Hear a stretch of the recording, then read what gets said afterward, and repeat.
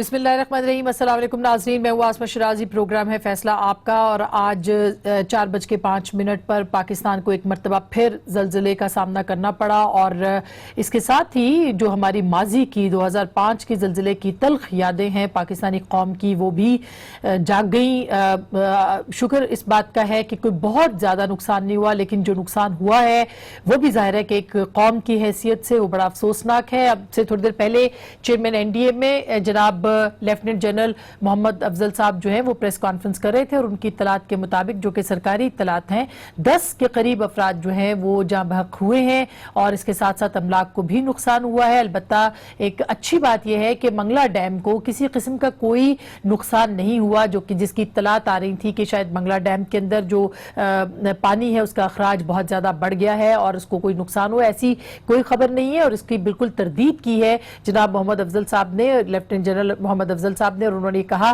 कि मंगला के अंदर से 1 मिनट पहले तक जो है वो इस ज़लज़ले के आने से 30,000 क्यूसेक पानी निकल रहा था, जो कि अब थोड़ा सा बढ़ाया इसलिए गया है ताकि उसका अखराज जो है वो बेहतर हो सके। बहरहाल इक़दामात जारी हैं। आर्मी चीफ ने भी खुसूसी हिदायत दी है कि इस मामले के ऊपर जो है वो हेलीकॉप्टर टीम्स और तमाम जो दस्ते हैं वो रवाना कर दिए गए हैं ISPR के मुताबिक, और हुकूमत आज़ाद कश्मीर भी इस मामले के ऊपर अपने जो हल्के हैं, अपने जो अवाम हैं, उनके साथ जुड़े हुए हैं।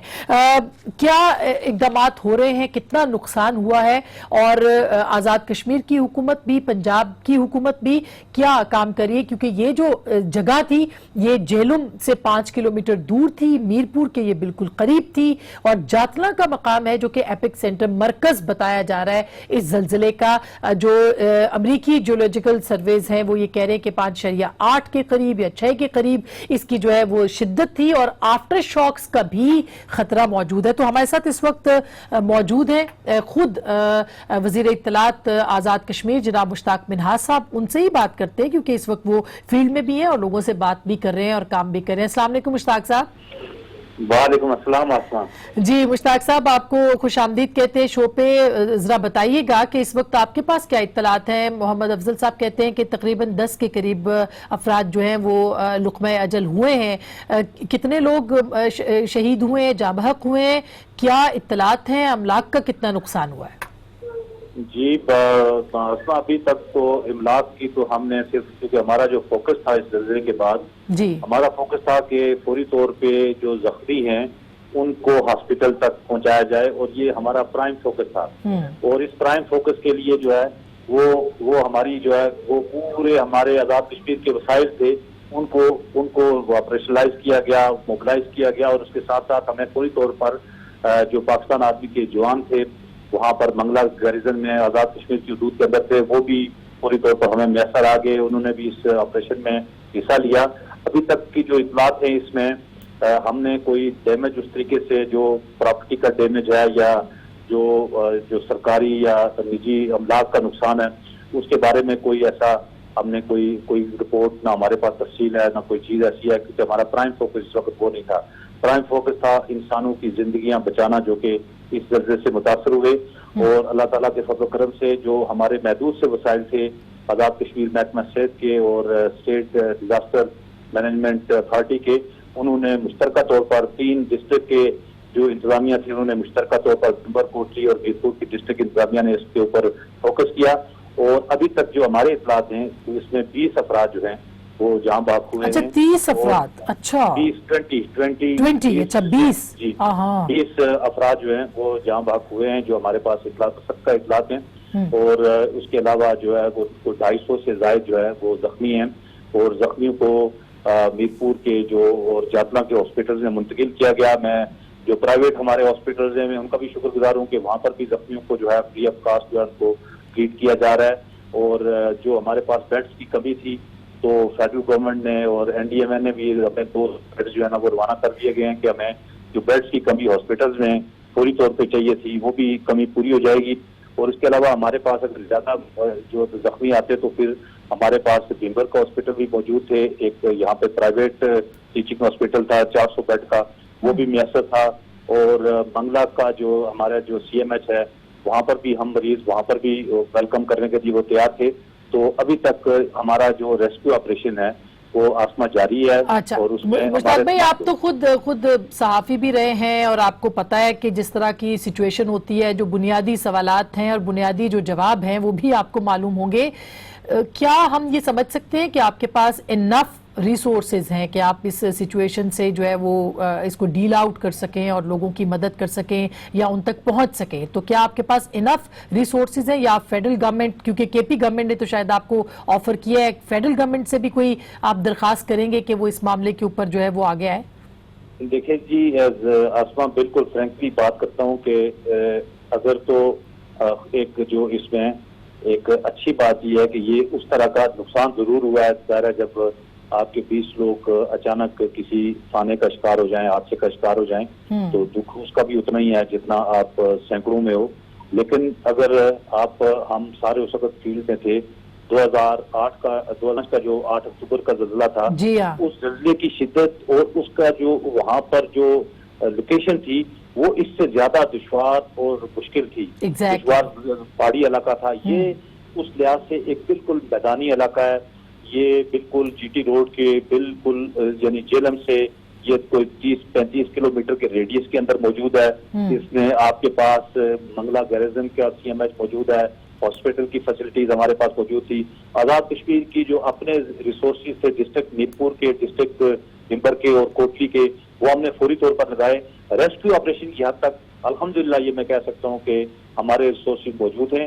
ظاہر ہے اب دوسرا اس کے بعد ریلیف کا آپریشن ہوگا اور اس کے بعد ری ایپلیکیشن کا پروسیس ہوگا. بالکل, اور آفٹر شاکس کا بھی بتا دیجئے کہ خطرہ موجود ہے تو اس پہ کرنا کیا ہے؟ ہاں, آفٹر شاکس کا دیکھیں, لوگوں کو یہ 2005 کا زلزلہ نہ ہوتا تو شاید ہمارے لوگوں کے اندر بھی وہ اویئرنیس نہ ہوتی, اور آج بلڈنگ کوڈز بھی اس کے وجہ سے بہتر ہوئے. اور آج یہ جو نقصان بھی ہوا, یہ کوئی عمارتیں اس طرح سے نہیں گری ہیں. جتنی بھی ڈیتھس ہوئی ہیں جو اس کی اکثریت جو ہے وہ ہماری یہ پتہ لگتا ہے کہ جو ابھی اطلاعات ہیں وہ 4 دیواریاں جو گری ہے, جو باؤنڈری وال ہوتی ہے اس کی ہم زیادہ وہ کیئر نہیں کرتے. وہ اس لیے لوگ ہم بلڈنگ ہم نے اچھی بنا لی, اس کے لیے اچھا مٹیریل استعمال کیا, لیکن وہ جو 4 دیواری ہیں ہماری جو باؤنڈری وال ہے وہ ہم نے اچھی نہیں بنائی. اس میں بالکل ناقص مٹیریل تھا, اور یہ تقریباً 10 سے 12 لوگ جو ہے وہ بالکل 4 دیواریوں کے اس کے اندر آ کے ان کی ڈیتھ ہوئی ہے. تو ہم نے یہ ہمارے ابھی تک کے جو ریسورسز ہیں وہ ٹھیک ہیں, ہم نے اس سے وہ پورا اپنے ریسورسز کو موبلائز کیا ہے. ہاں, اس کے بعد آگے اگر کوئی اللہ نہ کرے کوئی ایسی کوئی ذرا ہمارا ریسکیو کا آپریشن جاری ہے.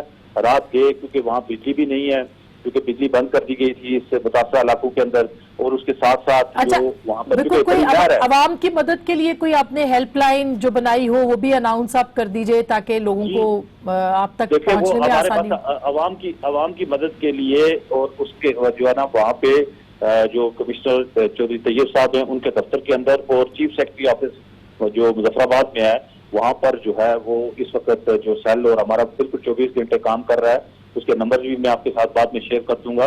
تو یہ جو ہمارا یہ 24 گھنٹے یہ کام کر رہے ہیں, ڈسٹرکٹ ایڈمنسٹریشن دونوں دفاتر کے ساتھ منسلک ہے. ہمارے جتنے بھی ادارے ہیں جو کہ ریسکیو کے اس آپریشن میں حصہ لے رہے ہیں, پاکستان آرمی ہے, اس کے علاوہ جو بے شمار جو ہماری جو نجی جو فلائی ادارے ہیں, جو چھوٹی NGOز ہیں آزاد کشمیر کی, انہوں نے بڑا کام کیا. انہوں نے بھی ہمارے ساتھ مکمل تعاون کیا ہے. جو 200 بیڈس کی کمی تھی ہمیں, وہ کمی جو ہے ہمیں وہ اسلام آباد کی طرف سے NDMA کی طرف سے جو ہے وہ اپنا وہاں پر وہ کمی پوری کر دی گئی ہے. تو آگے جو ریلیف اور جو اپنا ریہیبلیٹیشن کا عمل ہوگا, شاید اس میں ہمیں مرکزی گورنمنٹ کی معاونت کی ضرورت پڑے, لیکن ہم ایک کوئی خوف و ہراس پھیلانا نہیں چاہتے. بالکل, یہ اسی پہ ایک اور سوال بھی پوچھ لوں, کیونکہ خوف و ہراس کی آپ نے بات کی, تو اب وہ منگلا ڈیم کے بارے میں بھی لوگ جو ہے وہ بڑے سسپیشیس ہیں. گو کہ بھی جنرل صاحب نے کلیریفائی کیا ہے کہ کوئی خطرہ منگلا ڈیم کو نہیں ہے, اور اسی طرح سے اس نے اپنی بجلی کی پیداوار شروع کر دی ہے. اس پہ بتائیے گا ذرا کہ جی فوری طور پر آسما, فوری طور پر سب سے بڑا جو یعنی تشویشناک بات تھی لوگوں کے لیے بھی اور افواہ سازوں کے لیے بھی, کہ یہ بات پھیل گئی کہ جی منگلا کا کوئی حصہ اور نہر اپر جہلم جو ہے جو منگلا سے نکلتی ہے اس میں بھی شگاف پڑ گیا تھا, ایک چھوٹا شگاف پڑ گیا تھا. اس میں کوئی شک نہیں ہے, اس کو بروقت مکمل کیا گیا. اور اس چھوٹے شگاف میں یعنی اپنا اگر اس کو بروقت مکمل نہ کیا تو وہ بڑا ہو جاتا, تو ظاہر آگے جو آزاد کشمیر کی جو اپنا جو وہاں پہ جو دیہات ہیں اور پھر آگے ڈسٹرکٹ جیلم کے دیہات ہیں وہ زیر آب آ جاتے. لیکن فوری طور پر جو بھی ہماری مشینری وہاں پر میرپور کے اندر مختلف پروجیکٹس میں کام کر رہی تھی اس کو ان کو موبلائز کیا گیا, اس شگاف کو مکمل کیا گیا. اور چونکہ بالکل ابتدائی چونکہ وہاں سے نہر شروع ہوتی ہے تو وابطہ کے حکام نے یہ اچھی بات کی کہ کوئک ایکشن کیا کہ پیچھے سے پانی کی جو اپنا سپلائی لائن تھی وہ نہر کی کاٹ دی اور وہ پانی بند ہو گیا, جس کی وجہ سے بہت بڑی تباہی سے بچت ہو گئی. اور منگلا ڈیم 100% یہ ہم نے 4 بجے یہ 4:15 بجے زلزلہ آیا, 5 بجے کنفرم کر کے وہ جو افواہ ساز جو اس بات پہ مشہور تھے جی منگلا ڈیم ٹوٹنے کا خطرہ ہو گیا, شگاف پڑ گیا. پھر آپ دیکھیں اگر منگلا ڈیم ٹوٹنے کا مطلب یہ نہیں ہے کہ وہ منگلا ڈیم ٹوٹے گا, یہ پھر تباہی جو ہے نا یہ پھر یہ کہاں تک جائے گی اس کا آپ تصور بھی نہیں کر سکتے. لیکن فوری طور پر 5 بجے ہم نے سب لوگوں کو یہ بات اپنے جو ٹی وی چینل کے ذریعے پروگرام میں بتا دی تھی کہ منگلا بالکل محفوظ ہے. اور وہاں پر ہم نے بجلی کی لائن خود جو متاثرہ علاقوں کی خود کاٹی ہے تاکہ وہاں جو ریسکیو آپریشن ہے وہ جاری رہ سکے, اس کے بعد کر سکے. ابھی ریزیوم پتہ چل رہا ہے کہ ریزیوم ہو گیا, لیکن بہت شکریہ آپ نے وقت دیا ہے اور بہت مہربانی, اور اللہ تعالیٰ آپ لوگوں کو توفیق دے کہ لوگوں کی مدد کریں. ظاہر ہے کہ یہ مشکل وقت ہے, اس میں ہم سب کو کھڑے ہونا ہے, اور پاکستان کے عوام اتنے جری لوگ ہیں اور اتنے مخلص لوگ ہیں کہ اپنے عوام کے اپنے بھائیوں کے ساتھ کھڑے ہوتے. انشاءاللہ حکومت نمٹ رہی ہے اور نمٹے گی. ہم اپنے پروگرام کے اگلے حصے میں جاتے ہیں. بہت چونکہ زلزلے کی ہے, یہ ایک افسوسناک خبر ہے, لیکن سیاسی زلزلے بھی آتے رہتے ہیں. یہ زلزلے پاکستان میں جمہوریت کے ساتھ ساتھ چلتے رہتے ہیں. تو اس وقت جو ہے وہ اسلام آباد کے اندر بھی بہت سی خبریں گردش کر رہی ہیں کہ کیا کس قسم کا سیاسی زلزلہ اگر آ سکتا ہے تو اگلے 3 مہینے جو ہیں وہ کتنے امپورٹنٹ ہیں, اور کیا کوئی ڈیل ہو رہی ہے, کیا کوئی گفتگو ہو رہی ہے, کیا اتحادی خوش ہیں. اور پھر کچھ دن پہلے بلاول بھٹو صاحب نے جو ہے وہ اپنے اتحادیوں کو, یعنی گورنمنٹ کے اتحادی جو ہیں ان کو بھی للکار کے کہا تھا کہ وہ ان کے ساتھ ہوں. آج بھی بلاول بھٹو صاحب جب سکھر گئے تو انہوں نے ایک بڑی امپورٹنٹ بات کی ہے, وہ میں سنواتی ہوں, کیونکہ ہم جن کا انٹرویو کرنے جا رہے ہیں وہ پاکستان کے بہت ہی اہم شخصیت ہیں اور ان کو حکومت کے اتحادی ہیں, لہٰذا ان سے بات چیت کر کے آپ کو اندازہ لگے گا کہ اسلام آباد کا موسم جو ہے وہ کیسا ہے, کیونکہ بلوچستان سے ہی ہوائیں آتی ہیں تو اسلام آباد کے موسم کی اطلاعات جو ہے وہ پتہ چلتی ہیں. تو پہلے ذرا بلاول صاحب کی بائٹ سنیے کہ آج انہوں نے حکومت کو کون سی نئی ڈیڈ لائن دی ہے. اس کے بعد پھر ہم بات کریں گے پاکستان کے ایک بہت معتبر سیاستدان جناب سردار اختر مینگل صاحب سے. ذرا سنیے گا بلاول صاحب نے کیا کہا. پاکستان پیپلز پارٹی اس کٹپتلی حکومت کے ساتھیوں کو, اس کٹپتلی غیر جمہوری حکومت کا سہولت کاروں کو, سلیکٹرز کو اور اس حکومت کے اتحادیوں کو ڈیڈ لائن دیتے ہیں, وارننگ دیتے ہیں کہ جنوری 1 تک, اس سال کی اینڈ تک یہ حکومت کو جانا پڑے گا. جمہوری طریقے سے نہیں نکالیں گے. اس داغلی زدہ, ناکار, نالائق, نااہل وزیر اعظم کو نہیں نکالیں گے تو پھر میں ان جیالوں کو نہیں روک سکتا ہوں. پنڈی جہاں آپ ہمارے ٹرائلز کرتے ہو, پنڈی میں جہاں آپ ہمیں پھانسی پہ چڑھا دیتے ہو, پنڈی میں آپ بلاول صاحب کی تقریر سن رہے تھے. 1 جنوری کی انہوں نے ڈیڈ لائن گورنمنٹ کو دی ہے, جبکہ مولانا کا دھرنا بھی اکتوبر یا نومبر جو ہے اس کا آغاز ہو جائے گا. اس پورے وقت کے اندر جو ہے وہ حکومتی اتحادی جو ہیں, خاص کر کے اختر مینگل صاحب, وہ ناراض بھی ہیں. اور اتوار کے روز انہوں نے ایک بڑے جلسہ عام سے خطاب بھی کیا. اس میں حکومت سے انہوں نے کچھ مطالبے ان کے سامنے رکھے ہیں, کچھ شکوے رکھے ہیں, کچھ شکایتیں رکھی ہیں. اور یہ جو 4 ووٹ ان کے پاس قومی اسمبلی کے اندر ہے, یہ بہت ہی اہم ہے, خاص کر کے اگر ہمیں اس طرح کی باتیں سننے کو مل رہی ہیں کہ کوئی ان ہاؤس چینج جو ہے وہ آ سکتا ہے. تو ہم اس سلسلے میں ہمارے ساتھ موجود ہے بی این پی مینگل کے سربراہ جناب سردار اختر مینگل صاحب کوئٹہ سے. ان سے ہم بات کرتے ہیں. جی السلام علیکم سردار صاحب. السلام علیکم. سردار صاحب, پہلے تو یہ بتائے گا کہ یہ جو ابھی ایک تو یہ افسوسناک خبر ہے زلزلے کی, اور زلزلے سے کافی نقصان کی بھی اطلاعات آ رہی ہیں, آپ کیا کہیں گے, کیا پیغام ہے پاکستانیوں کے نام, اور کیا آپ کہیں گے اس مشکل گھڑی کے موقع کے اوپر؟ قدرتی آفتوں پہ تو ہم لوگوں کا بس تو نہیں چلتا, انسان بے بس ہے. جی افسوسناک واقعہ ہے, افسوس ہی کر سکتے ہیں, اور حکومت سے یہی امید رکھتے ہیں کہ فوری طور پر جو ہے نا وہاں پہ جو متاثرین ہیں ان کو فوری امداد پہنچائی جائے گی, اور جو اس مصیبت کے وقت میں مبتلا ہیں ان کی امداد کے لیے فوراً حکومت کے جو ذمہ داران ہیں وہ اپنی ذمہ داری احسن طریقے سے نبھائیں گے. جی سردار صاحب، ہم ذرا سیاسی زلزلے پہ بھی آتے ہیں. آپ کی ہم تقریر سن رہے تھے، ایک بہت بڑا اپنے جلسہ عام سے اتوار کے روز جو ہے خطاب کیا. آپ حکومت سے خوش نہیں لگے جبکہ آپ حکومت کے اتحادی ہیں، تو کیا وجہ ہے؟ بیوی جلسے کی وجوہات میں بتاؤں کہ گزشتہ ماہ ہمارے پارٹی کے دیرینہ ساتھی نواب امان اللہ زہری، اس کے نواسے اور اس کے 2 ساتھیوں کو شہید کیا گیا تھا. جی، یہ ہمارا ایک احتجاجی جلسہ تھا، اور ظاہر جب پولیٹیکل پارٹیاں کوئی جلسہ کرتی تو ظاہر اپنا پولیٹیکل پوائنٹ آف ویو بھی ان کے لیے دینا ضروری ہوتا ہے. اس سے ایک دن پہلے ہماری سینٹرل کمیٹی کا اجلاس بھی ہوا تھا، جس میں ہم نے تمام وہ مذاکرات اور معاہدات ان کے سامنے رکھے، دوستوں کے سامنے سے، جس سے ہمارے دوست ناخوش تھے.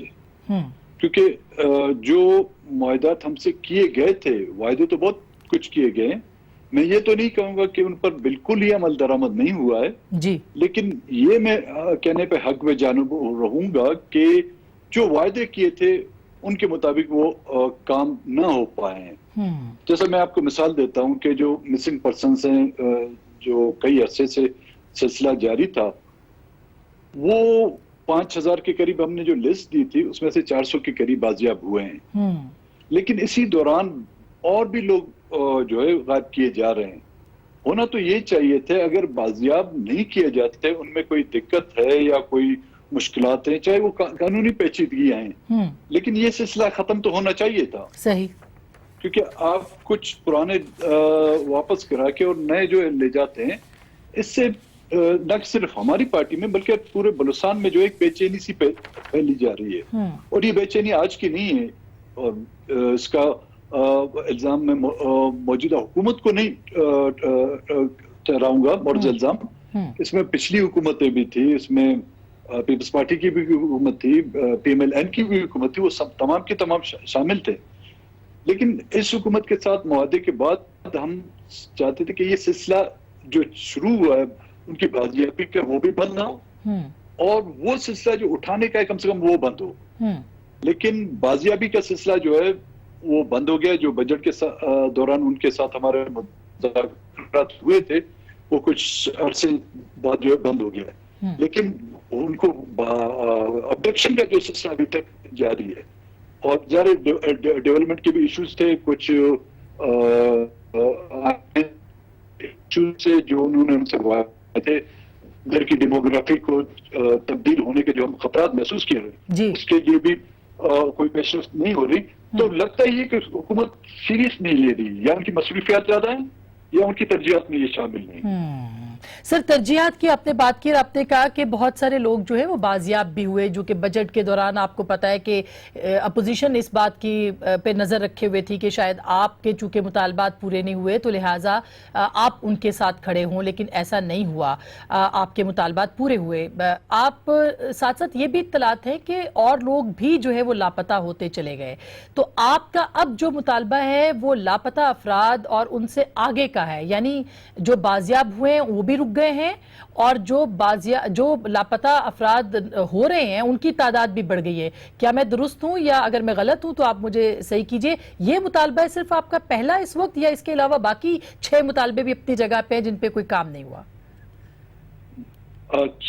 باقی جو 6 ان پر تو کوئی کام ہوا ہی نہیں. جی، یہ جو مسنگ پرسنز کا مسئلہ ہے، ان میں سے تب سے لے کر آج دن تک 400 لوگ جو بازیاب ہوئے ہیں. ٹھیک. اور اس سے زیادہ جو ہے ابھی تک اٹھائے گئے ہیں.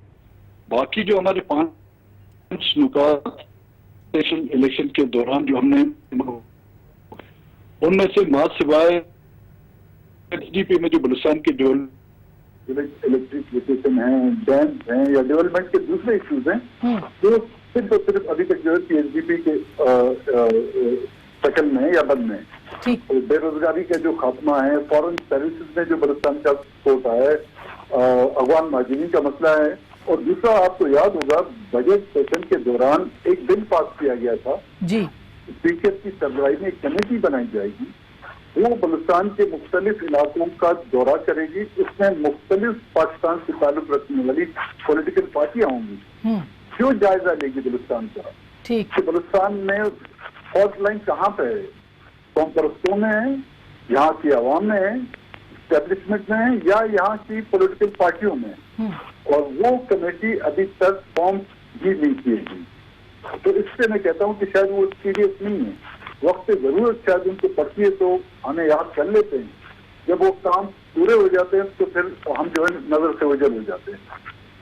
ٹھیک. اچھا, تو آپ یہ کہہ رہے ہیں کہ وہ کمیٹی جو جہانگیر خان ترین صاحب کے سربراہی میں بنائی جانی تھی وہ کمیٹی ہی نہیں بنی, اور اس کے بعد نہیں اچھا میڈم وہ کمیٹی تو بنی ہے لیکن اس کمیٹی کی ابھی تک کوئی میٹنگ نہیں ہوئی ہے. یہ اور کمیٹی تھی, اسمبلی میں بل پیش کیا گیا تھا. ہمارے جو پارلیمانی منسٹر ہیں علی محمد خان کہ بلوچستان کے سلسلے میں تمام پارٹیوں پر مشتمل ایک کمیٹی بنائی جائے جو بلوچستان کا دورہ کر کے اور جائزہ لے. وہ کمیٹی ابھی تک فائنل نہیں کی گئی. سردار صاحب, یہ بات درست ہے کہ آپ نے ایک ڈیڈ لائن رکھی تھی اور تقریباً 1 سال کی ڈیڈ لائن تھی اس گورنمنٹ کے لیے کہ اگر 1 سال کے اندر آپ کے وعدے پورے نہیں ہوتے یا کم از کم ان پہ کام کا آغاز نہیں ہوتا تو آپ اس حکومت سے الگ ہو سکتے ہیں. کیا آپ کی وہ ڈیڈ لائن ختم ہو گئی ہے حکومت کے لیے؟ تاریخ کے حوالے سے دیکھیں تو میڈم بالکل وہ ڈیڈ لائن ختم ہو چکی ہے. تو اسی لیے ہم نے سینٹرل کمیٹی میں ایشو رکھا اور سینٹرل کمیٹی نے ہمیں اطلاع دیا گیا کہ لاسٹ ٹائم جا کے حکومت سے آپ بات کریں. اگر ان کے لیے کوئی مشکلات ہیں, کوئی رکاوٹ ہیں ان مسائل کو سلجھانے کے لیے تو وہ ہمیں کہہ دیں, یا تو اگر نہیں تو فور جو ہے ان مسائل کو حل کرنے کے لیے کم سے کم ٹھوس اقدامات حکومت کو کرنے چاہیے. اگر نہیں کرتے تو ظاہر ہم پولیٹیکل پارٹی ہیں, اپنے فیصلے کرنے میں جو ہے آزاد ہے. ہم یہ سمجھ سکتے ہیں کہ آپ مطمئن نہیں ہیں حکومت سے, جو آپ کے ساتھ وعدے کیے گئے تھے آپ کو عدم اطمینان ہے کہ وعدے پورے نہیں ہو رہے. میڈم اس طرح سے میں نے کہا کہ 1 سال میں ہارڈلی آپ کا 5 to 10% جو مسائل ہیں ان پہ غور کیا گیا ہے. ٹھیک. تو 95% جو ہے مسائل جون کے تھرو ہیں. تو میں کیسے مطمئن ہو سکتا ہوں, میں اپنے پولیٹیکل ورکروں کو کیسے مطمئن کر سکتا ہوں, اور اگر میں مطمئن نہیں ہوں تو میں اپنی پارٹیز کو کیسے مطمئن کر سکتا ہوں. بالکل. اچھا, بالکل صحیح سر. ہم بات کریں سردار اختر مینگل صاحب سے, ایک چھوٹی سی بریک لیں گے, بریک کے بعد ہم واپس آتے ہیں اور بہت سارے اور معاملات ہیں کہ اگر وہ ڈیڈ لائن ان کی ختم ہو گئی ہے تو حکومت کو اب مزید ان کے مطالبے کیا ہیں, اس کے اوپر وہ کس طرح سے بات کریں گے, اور پھر اس کے ساتھ ساتھ اپوزیشن بھی ان کی طرف نگاہیں لگا کے بیٹھی. ایک بریک کے بعد اس پہ بات کریں گے, ہمارے ساتھ رہے گا.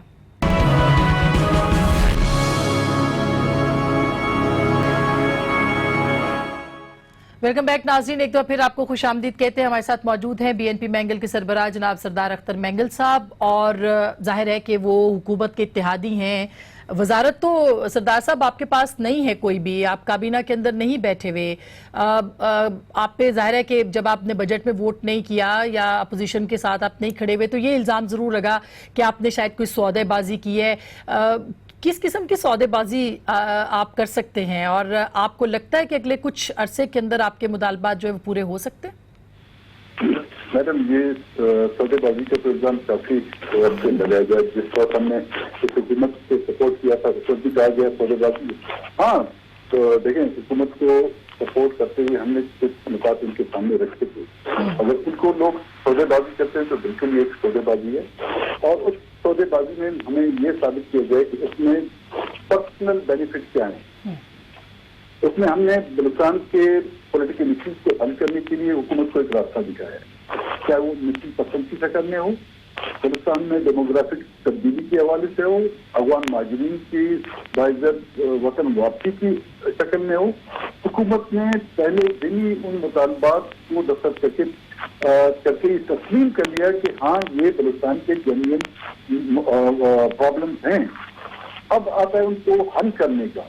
جب حل کرنے کا جو وقت آتا ہے ہم نے حکومت سے ظاہر جب ان کا نرم نہیں ہوتا تو ہم نے اس پر پریشر ڈالا, اور اس پریشر میں آ کر انہوں نے کچھ وہ مطالبات مان لیے تو اس کو جو ہے وہ سودے بازی کا نام دیا جا رہا ہے. ہم نے وزارتیں نہیں لی. ہاں ہم چاہتے تو شاید پہلے دن ہی ہم حکومت سے یہ مطالبے باقی پولیٹیکل پارٹیوں میں یہ پاکستان کی سیاست کا جو ہے اصول بنا دیا جائے کہ कुछ सपोर्ट करते हैं तो उसके बदले में आपको कुछ वजारतें मिले, या आपको कुछ प्लॉट्स मिले, या आपको कुछ परमिट्स मिले, या आपके लोगों को जो है नौकरियां दी जाए।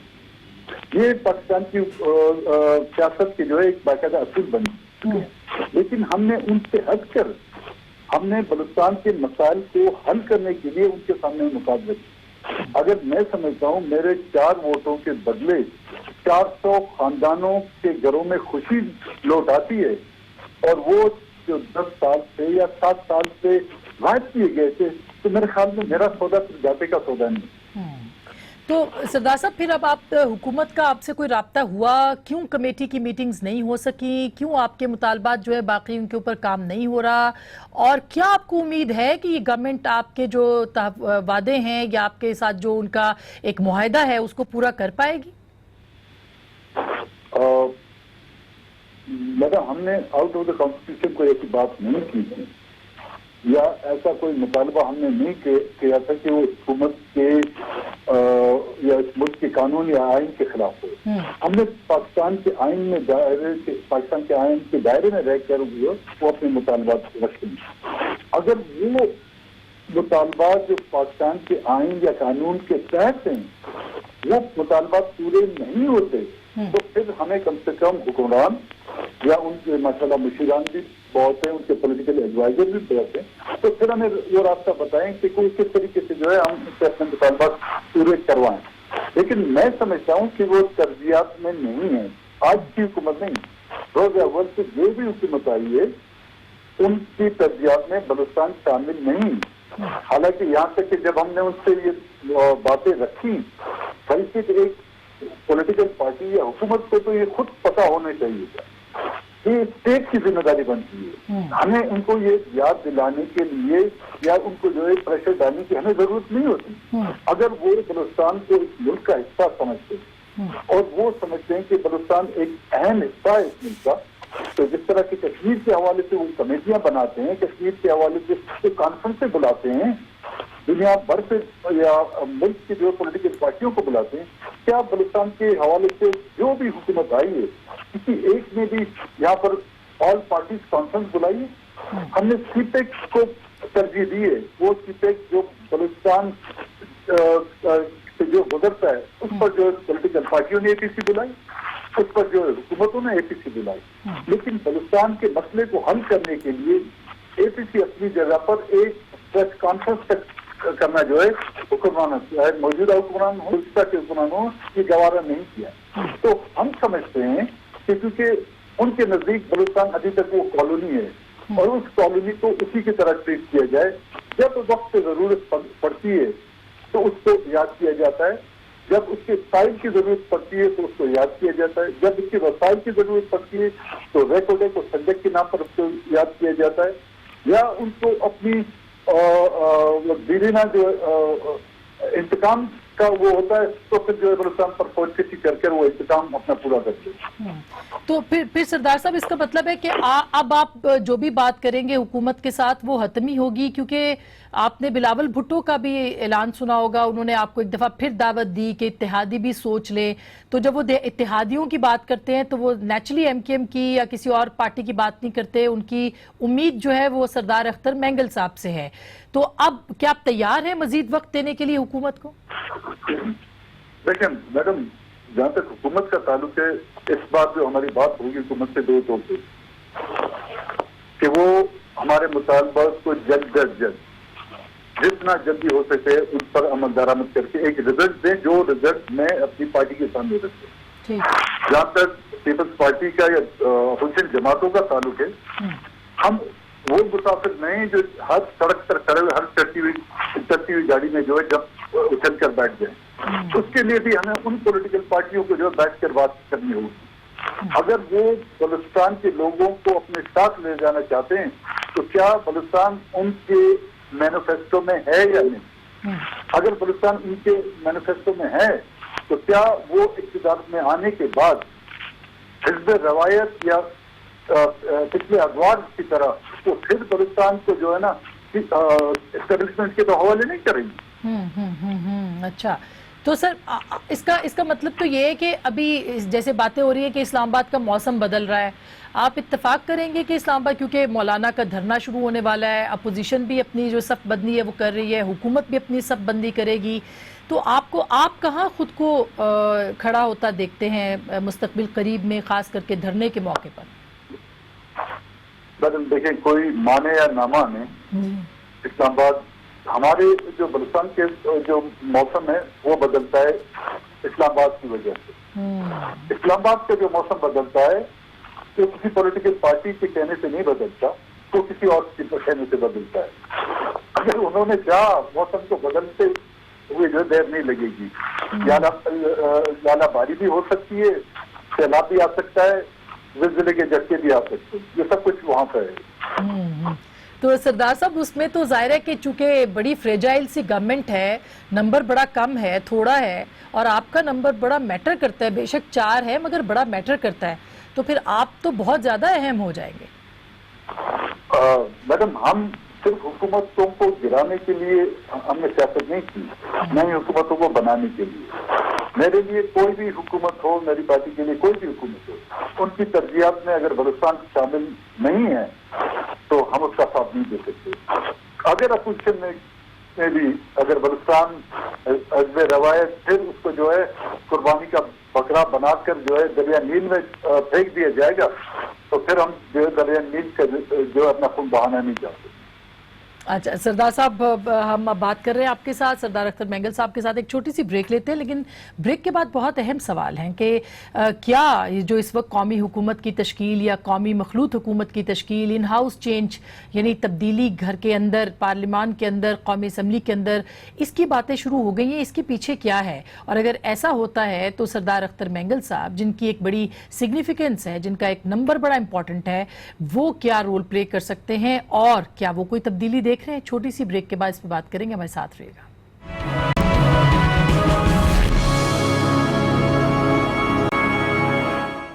ویلکم بیک ناظرین، ایک دفعہ پھر آپ کو خوش آمدید کہتے ہیں۔ سردار اختر مینگل صاحب آج ہمارے خصوصی مہمان ہیں، ان سے ہم گفتگو بھی کر رہے ہیں۔ ظاہر ہے کہ ان کے شکوے بھی ہیں، ناراضگی بھی ہے، بلوچستان کے حوالے سے ان کے کنسرنز بھی ہیں، تحفظات بھی ہیں، لیکن وہ ابھی تک پوری طرح سے گورنمنٹ سے مایوس نظر نہیں آتے۔ سردار صاحب، آپ ابھی تک مکمل ظاہر ہے مایوس بھی نہیں ہیں، اور آپ کہتے ہیں کہ بات ہوگی تو مطالبات جو ہیں وہ سامنے آئیں گے، دوبارہ سے ان کے اوپر بات گورنمنٹ کے ساتھ ہو سکتی ہے۔ دوسری طرف کہا جا رہا ہے کہ شاید کوئی مخلوط قومی حکومت کی جو قیام ہے اس کے لیے بھی بات ہوگی، اور جو کہ 1 سال کے لیے ہو جائے مقرر، اور اس کے دوران میں جو ہے وہ اصلاحات کی جائیں الیکشن کے لیے۔ آپ کو کیا لگ رہا ہے سر؟ آپ کا اتنا وقت گزرا ہے اسلام آباد میں بھی اور بلوچستان میں بھی، آپ کس طرح سے دیکھ رہے ہیں پیش منظر؟ میڈم یہاں پہ اگر کوئی تبدیلی آئی بھی ہے یا لائی بھی گئی ہے، یہ پولیٹیکل اور تبدیلیوں کے حوالے سے نہیں آئی ہے، اس میں پولیٹیکل فورسز کی وجہ سے نہیں آئی ہے۔ یہاں پہ ہمیشہ جو تبدیلی آئے گی وہ نان پولیٹیکل قوتوں کی طرف سے لائی گئی ہے۔ ہاں، اگر ایسی کوئی پاکستان میں اگینسٹ نان پولیٹیکل فورسز کے آتی ہے تو یہ پاکستان میں ایک بہت بڑا انقلاب ہوگا، جس میں وہ فورسز شامل نہ ہوں جو پیور ایک پولیٹیکل انقلاب جس کو کہا جاتا ہے، ایک ریولوشن، وہ مجھے ابھی تک پاکستان میں نظر نہیں آ رہا۔ اس کو آپ کو بدقسمتی کہیں اس ملک کی، وہ مجھے ابھی تک نظر نہیں آ رہا، کیونکہ پاکستان میں پولیٹیکل لیڈرشپ میں ابھی تک میں نے وہ نہیں دیکھی، وہ صلاحیت نہیں دیکھی کہ وہ پولیٹیکل تبدیلی یہاں پر لائیں۔ یہاں پر ہر کوئی اگر اس میں چینجز لانے کی کوشش کی ہے تو ان قوتوں کی بے ساکی کے سہارے، اگر ان قوتوں کی بے ساکی کے سہارے ایک تبدیلی لائی جاتی ہے تو پھر مجھے یہ سمجھایا جائے اس تبدیلی کا فائدہ کیا۔ لیکن سردار صاحب، اگر عام انتخابات کی طرف بڑھا جاتا ہے اور قوتیں یہ چاہیں، کیونکہ گورننس کے تو بڑے ایشوز ہیں اس وقت، اور ہمیں لگتا ہے کہ جیسے بہت سارے معاملات پس پردہ جو ہو رہے ہیں اس میں گورننس کے ایشوز کے اوپر بات ہو رہی ہے، آپ کو اگر ایسا ہوتا ہے کہ کوئی انتخابات کی صورتحال بنتی ہے تو آپ سپورٹ کریں گے اس کو؟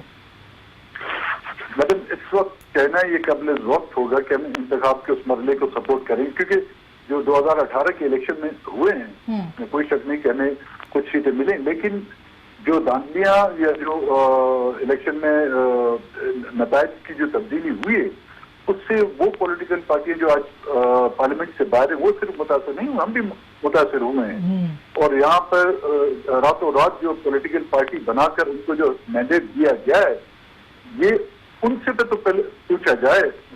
ये तमाम देखिए, जब तक के जो लोग इनके जिम्मेदार हैं उनको कटहरे में नहीं लाया जाता, चाहे ये जो 2018 के इलेक्शन हुए हैं, अगर ये गलत किए, इसमें धांधली हुई है, ये यहाँ पे जो हकीकी जो नुमाइंदान थे उनको वो हक नहीं दिया गया, उसके कोई तो जिम्मेदार होंगे।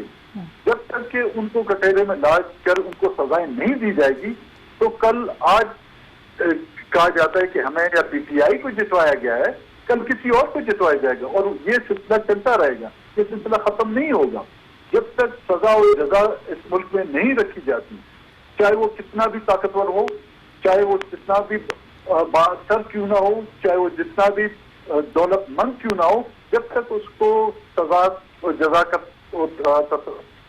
नहीं रखा जाता कंसेप्ट, तब तक मेरे ख्याल में जितने भी आप इलेक्शन करेंगे उनका रिजल्ट ये आएगा, वो सांप और चिड़ी वाला किस्सा होगा, बैक टू स्क्वायर वन। तो सरदार साहब, फिर मौलाना और जो PMLN और पीपल्स पार्टी है वो भी इसी किस्म की सोच रखते हैं, और वो जो इत्तलात हैं वो यही हैं कि अगर इन हाउस चेंज आता है तो गवर्नमेंट जो आए वो रिफॉर्म्स की भी बात करे और ये तमाम जो कंसर्न्स हैं उनके ऊपर भी बात करे। ऐसी सूरत में आपका क्या स्टांस होगा, और क्या आपको लगता है कि अगले चंद अरसे के अंदर जो है वो ये रियलाइजेशन होगी कि जो पॉलिटिकल पार्टीज हैं उनको, जो जेन्युइन पॉलिटिकल पार्टीज आप समझते हैं, वो सामने आए और इक्तदार को संभालें? बिल्कुल मैडम, जब अपोजिशन की जो मीटिंगें हो रही थी, जब हमें बुलाया गया, तो मैंने उनके सामने ये रखी थी कि बिल्कुल हम सियासी जो पॉलिटिकल आपके अफेयर में उनमें जो है किसी भी कुव्वत की, किसी भी इदारे की जो है मुदाखलत नहीं होनी चाहिए। तमाम इदारों को जो है अपने दायरे में रहकर काम करना चाहिए। डेमोक्रेटिक इंस्टीट्यूशन है वो अपने दायरे में रहे, और जुडिशरी जो है वो अपने दायरे में रहे, और इसी तरह आपकी जो एस्टेब्लिशमेंट है वो अपने दायरे में रहकर काम करे। ये पाबंदी लगाई जाए, ये ना हो कि आज किसी और को निकाल कर हम उसी के कंधों पर किसी बैठ कर जो है हम इख्तियार में हैं। नहीं, होना चाहिए कानून सबके लिए बराबर होना चाहिए। अगर आज के जो गलत है, फिर वो कल वाले जो आएंगे वो फिर सही ना हो, तो और सर उनको जो है जी सर, सॉरी सर, कता कलाम माफ, लेकिन जो इसका मतलब है कि जो जैसे आप बात कर रहे हैं तो पीपल्स पार्टी का मौक़िफ़ भी यही सामने आ रहा है कि वो धरने के जरिए गवर्नमेंट को नहीं हटाना चाहते, मौलाना धरना देने के लिए आ रहे हैं। तो आप क्या धरने में ज़ाहिर है कि शरीक तो नहीं होंगे, फिर पीपल्स पार्टी के मौक़िफ़ के साथ आप ज़्यादा खड़े हुए? और पीपल्स पार्टी ने शायद आज ये मौक़िफ़ रखा है मैडम, हमारा तो रोज़ अव्वल से ये मौक़िफ़ था। आपको याद होगा जब फौजी अदालतें कायम की जा रही थी जी, आज जो ये पॉलिटिकल पार्टियां जो रो रही हैं, इन सब ने उस फौजी अदालतों में वोट नहीं दिए थे, वास्तव चंद एक के उनमें हम शामिल हैं। हमने उनकी उस वक्त भी हिमायत नहीं की थी, और आज अगर उनको ये एहसास हुआ है तो ये बड़ी खुशाइंदा बात है। बिल्कुल ये होना चाहिए, तमाम पॉलिटिकल पार्टियों को इस बात पर मुत्तफिक होना चाहिए कि किसी भी सूरत में पॉलिटिकल जो आपके सिस्टम है, इसमें किसी को जो मुदाखलत करने की इजाजत ना हो। हमारे इर्द गिर्द के ममालिक हैं, उनको कम से कम देखें। हम उनसे तो बाकी चीजों में जो कंपटीशन कर रहे हैं, कम से कम इस दौर में भी हम अपने आप को जो है उनसे आगे जाने की जो कोशिश तो कर सकते हैं, क्यों नहीं कर सकते हम। तो सर, क्या आप जो आपके मुतालबात हैं, जो कि 6 मुतालबे हैं, उसमें लापता अफराद का भी आपने बार बार जिक्र किया है, बलूचिस्तान की जो जोग्राफियाई तशख़्ख़ुस है उसको भी नुकसान ना पहुंचाने के लिए कानून साजी जो है वो भी आपने रिकमेंड की है, अफ़गान महाजरीन की बाइज़्ज़त वापसी भी है, डैम्स बनाना, पानी के मसले को बलूचिस्तान में हल करना, सैंडेक, रेकोडेक और जो बड़े मादनी मसाइल हैं, वसाइल हैं, उन सब को जो है उसको इस्तेमाल लाना, और ज़ाहिर बलूचिस्तान के हिस्से के मुताबिक और वफाक में बलूचिस्तान के 6% कोटे के मुताबिक फॉरेन सर्विसेज कोटा जो है उस पर अमल दरामद। तो सर, क्या ये 5 साल में ये सब कुछ हो सकता है, या अगले 4 साल में? 1 साल तो गुजर गया, आप अभी क्या एक और डेडलाइन गवर्नमेंट को देंगे इन मुतालबों को पूरे करने के लिए? मैडम अगर हम देखें पीटीआई की जो हुकूमत है, 1 साल हो गया इनको, कम से कम पहले दिन उन्होंने इस बात को तो तस्लीम किया है कि ये जेन्युइन बलूचिस्तान के मसले जो उन्होंने मुआहिदा साइन किया, यही मुतालबात हम PMLN के सामने भी हमने रखे, यही मुतालबात पीपल्स पार्टी के सामने भी रखे गए मुख्तलिफ अशकाल में। लेकिन ये क्रेडिट तो आप पीटीआई को दें, चाहे उन्होंने मुतालबात पर अमल दरामद किया नहीं किया, लेकिन उनकी सिग्नेचर से ये बात साबित होगी कि ये बलूचिस्तान के जेन्युइन मुतालबात है। और किसी हद तक मैं ये नहीं कहूँगा कि चाहे 5% हो या 10% हो, उस मुतालबात को हल किया गया है। लेकिन हमारे जो पिछले जो हुक्मरान थे, उन्होंने तो उनको हमारे जो मुआहदात थे या जो हमने उनसे जो बातचीत की, जो डॉक्यूमेंट्स हमने उनको प्रोवाइड की, वो तो उन्होंने रद्दी की टोकरियों के नजर कर दिए। हाँ, इनके साथ हमारी जो इस वक्त की जो मीटिंग होगी पीटीआई की क़यादत के साथ, ये बिल्कुल एक डेडलाइन होगी, और उस डेडलाइन तक अगर उन्होंने अमल दरामद नहीं किया तो हर पॉलिटिकल पार्टी, मैंने जिस तरह कहा कि वो अपने फैसले करने में आज़ाद हैं, हम भी अपने फैसले करने में आज़ाद हैं। तो सरदार साहब, लास्ट छोटे छोटे 2 सवाल के, आप डेडलाइन का वक्त क्या आपके जहन में, कितने महीने कितने माह आप देंगे पीटीआई को कि वो आपके मुतालबात पर पेशरफ्त करे? देखिए कि मेरा बस चले ना, मैं तो ये कहूँ कि जी आज ही आज इसको हल कर ले, लेकिन अब वो उन पर डिपेंड करता है कि वो कितना टाइम चाहते हैं। लेकिन मैक्सिमम हम 3 महीने से ज्यादा टाइम नहीं दे सकेंगे। 3 महीने से, ठीक। जी हाँ, तो मैं तो चाहूंगा कि आज हो, अगर उनके पास कितना टाइम है, लेकिन maximum not more than 3 month. और सर, अगर अपोजिशन आपको धरने में बुलाती है या मौलाना धरने में बुलाते हैं, तो आपका ये मौक़िफ़ है कि आप नहीं जाएंगे धरने में? वो पहले हम हमारे साथ बैठेंगे, चाहे अपोजिशन हो चाहे मौलाना साहब, तमाम के तमाम हमारे लिए काबिल एहतराम है। मैंने कहा कि वो बिल्कुल चलती हुई गाड़ी के मुसाफिर नहीं, तो बैठे वो हमारे इन मुतालबात को तस्लीम करते हैं। क्या वो इक़्तिदार में आने के बाद बलूचिस्तान को, क्योंकि एक हमेशा रवायत रही है हर हुक्मरानी के लिए जो है ना, उसने बलूचिस्तान को जो है की बलि चढ़ाकर अपने इक़्तिदार को बचाने की कोशिश की है। क्या ये तारीख फिर दोहराई तो नहीं जाएगी हमारे साथ? उसकी हमें कौन श्योरिटी देगा और कौन गारंटी देगा? बहुत बहुत शुक्रिया, थैंक यू सो मच। सरदार अख्तर मेंगल साहब ने हमें वक्त दिया, बहुत तफसील से बात की उनके जो तहफ़्फ़ुज़ात हैं उसके हवाले से, और उन्होंने भी कहा कि अब वो हुकूमत से बात करेंगे तो 3 माह का वक्त उनके पास है डेडलाइन गवर्नमेंट के लिए। एक नई डेडलाइन वो ज़रूर दे रहे हैं, लेकिन वो सिर्फ 3 महीने के लिए। गुफ्तगू आपने सुनी, फैसला आपका।